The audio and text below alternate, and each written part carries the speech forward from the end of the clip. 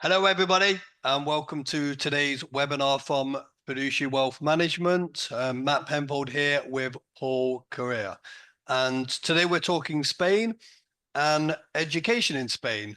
So, Paul, can you educate us on education in Spain?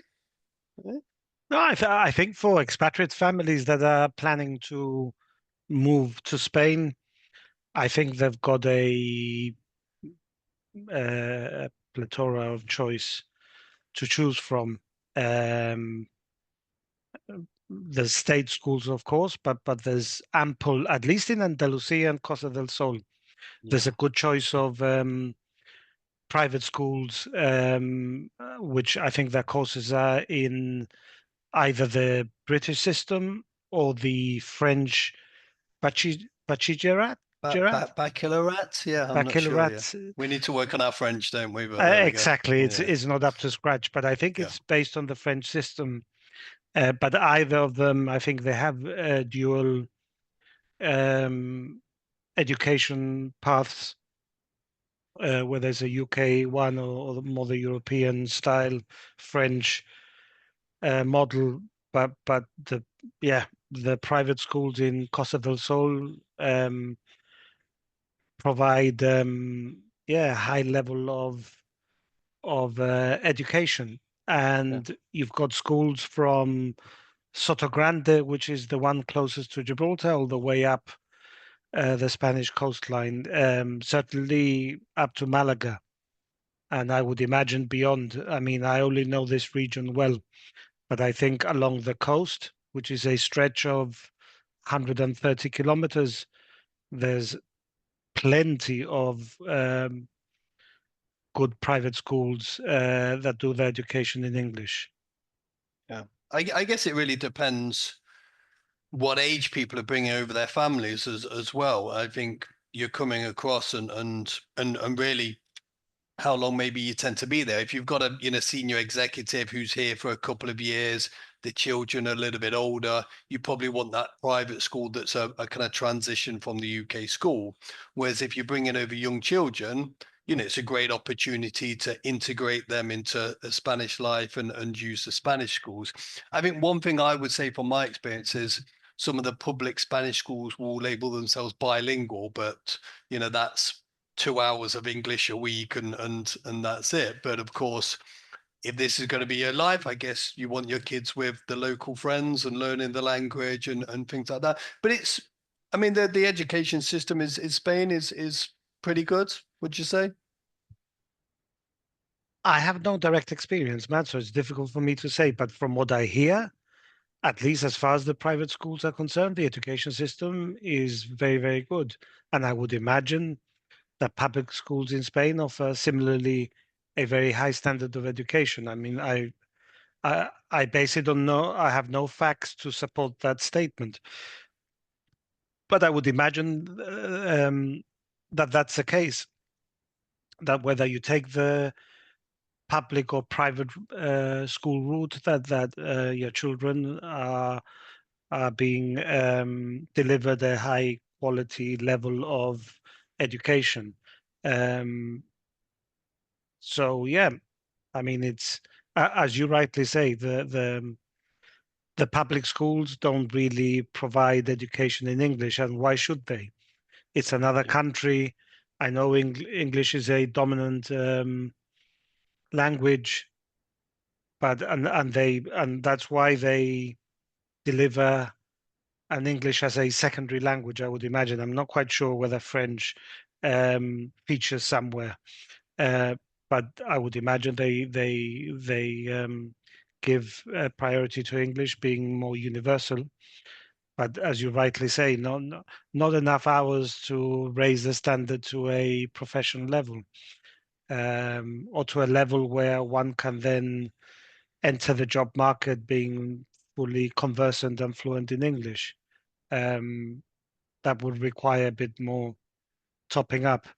But for those that go through the private schools in Costa del Sol, then of course the whole curriculum is English based, and at least it's delivered in English. My understanding is, Yeah, definitely. um, There's uh, always the option of the private schools in Gibraltar as well for those who are yes, down here. You can't use the public schools in Gibraltar if you don't live in Gibraltar, of course. But I guess if you're paying, you can use a private school in Gibraltar. no, no, two things. First, I'll go a step back and then I'll answer the statement you just made, which is absolutely correct. Um, I know for a fact that some Spanish children, I go back now more than 20 years, um, some wealthy Spanish families would put their children through private schools, but one which may be majored in German. So the whole course was delivered in German or French. So I think when I say English, I might be completely wrong because casting my mind back, I remember there was a wealthy Spanish family and their children, young children, were going through private school, and I think it was in German. The courses were delivered in German. So they thought that it was important that they delivered it in German, but there was still English. So Yeah, Spanish was not featuring so highly because they were pretty much the parents were delivering were speaking with the children on a daily basis in Spanish.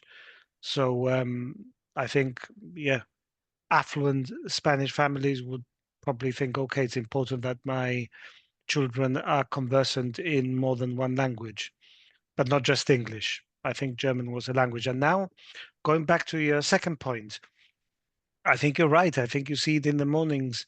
You'd be yeah, surprised how many Spanish children living in Spain, and I would imagine well-to-do families, and they come to Gibraltar and pay for the privilege of attending public school, but on a paid basis because they want their children. They understand how important it is to learn English, and they're prepared to pay a fee to enroll in a public school. So you're absolutely right, and you see them coming along, entering Gibraltar in the mornings. yeah, And in fact, some families have moved into Gibraltar before the double taxation treaty came into force on Brexit, and they moved in. And I would imagine education is one of the primary drivers. yeah, definitely. And I guess the last journey of the education journey is university. And of course, there's universities in Spain, and I think a big difference is the cost. I think the cost is a lot lower than that of the UK. Obviously, people have seen in the last few years or going back some distance now, the cost increasing. It's less subsidized in the UK. In Spain, I think it varies, obviously, depending on what university you go to and which program you're doing. But you're looking at it maybe for the public ones about a maximum of €2,500 a year, I think around in that region. Is that true? Yeah, yeah, that's the research we've Wow. done. There's private universities which charge a lot more, but the main universities, yeah, the cost is um, a lot cheaper. And then a master's is a bit more expensive, but maybe up to about €3,500. So, compared to what is it, about 9 grand a year in the UK these days?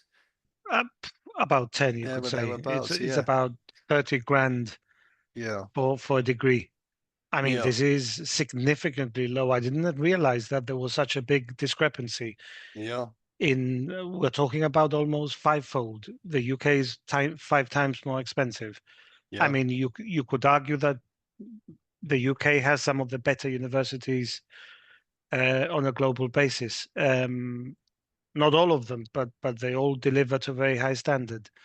Whether that justifies the higher price, I do not know. yeah. Uh, that's interesting, Matt. Good, good. I try my best, Paul. Good. So I think that generally covers education. So this is part of our webinars where we're trying to deliver everything for those who are considering moving to Spain. And of course, your children's well-being and education, I'm sure, is top of that list. So we hope today's video was of value. Um, Continue to subscribe to our YouTube channel, like, share, comment, whatever you want from us, let us know. And for those interested in changing their residency with their plans, reach out to Paul and I. We'll be more than happy to talk to you. But for now, thank you. Thank you. Bye-bye.